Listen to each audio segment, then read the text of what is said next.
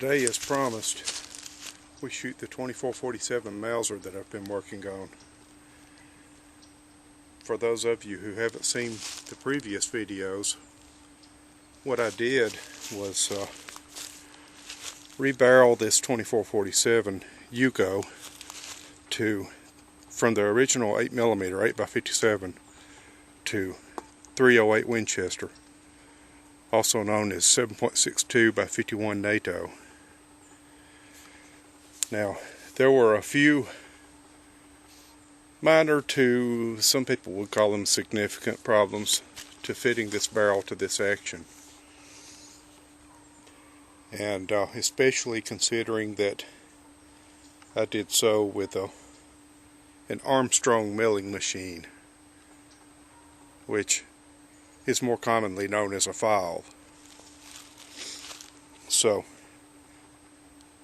the problems that I had with fitting it were I had to cut back the front of the receiver ring to get the spacing right there, and I also, unlike any other Mauser 98 I've ever seen, I had to cut an extractor groove, which the original barrel also had. Now, for those who don't know, the 2447 is a shorter action than the typical Mauser 98, which is why I wanted to put the 308 barrel on it. For many years I had this barrel on a K98 action, and I wanted to convert it to a 30-06 with a different barrel that I had, and I did that. In fact, I've been shooting that rifle today too. But the reason that I wanted to convert this one to 308 is because of the shorter action. You know, 308 is a fairly short cartridge, so there's no need for using a full-length action. And now, more about the 2447. I've read in a couple of places that a 2447 is just a VZ24, Czech Bruno VZ24 that Yugo bought from Czechoslovakia and converted. Now, Czechoslovakia and Bruno may indeed have made this action, but it's not a VZ24, because I've built VZ24s before. In fact, that's what my 22-250 is. And a VZ24 it has a couple of minor differences from a K98, but the length and everything is the same as a K98, and most of the things on it are the same as a Model 98. It doesn't have the follower that stops the bolt, which this also doesn't have. VZ24 doesn't have that, but a K98 does. Now, early Mauser 98s don't have it, but that's not a big deal. But anyway, the main point is that this is not a VZ24 action, although it may indeed be a Czechoslovakian made action. I don't know. Now, I built a rear sight for this, and you know, it's not a you know, really fancy sight or anything like that, but it's just a ghost ring sight that I put together to put on this, since this barrel didn't have a rear sight on it. I had a ghost ring sight on the other action too.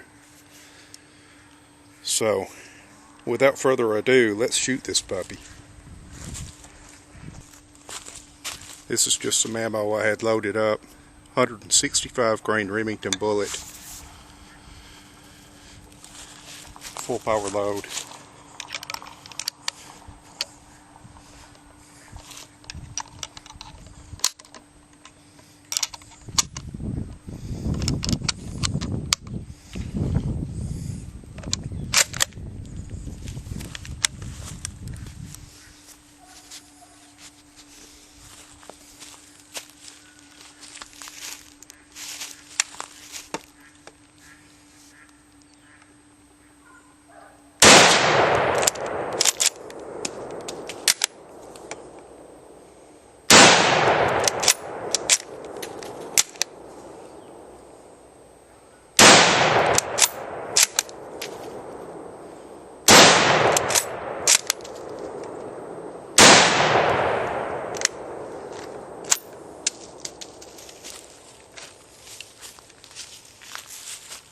little bit stiff in chambering, but that'll work itself out.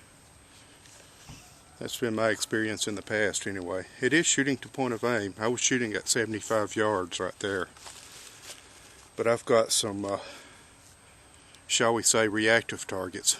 No, not tannerite or anything like that. Just some water-filled bottles at 25 yards.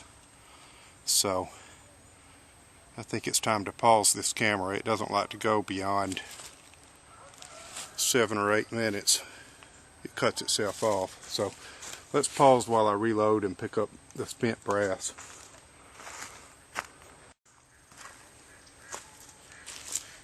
By the way, while I haven't hunted with this rifle, I have actually successfully hunted deer with this barrel when it was on the other action. So, it's a proven barrel anyway. And it was hitting point of aim at 75 yards with this homemade sight. So, I might actually be able to hunt with it a little bit this year yet.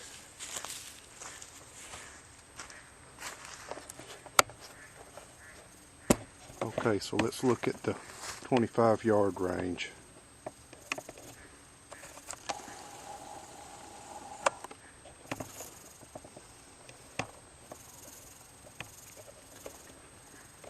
Alright, you can see I've got my poor man's reactive targets set up there.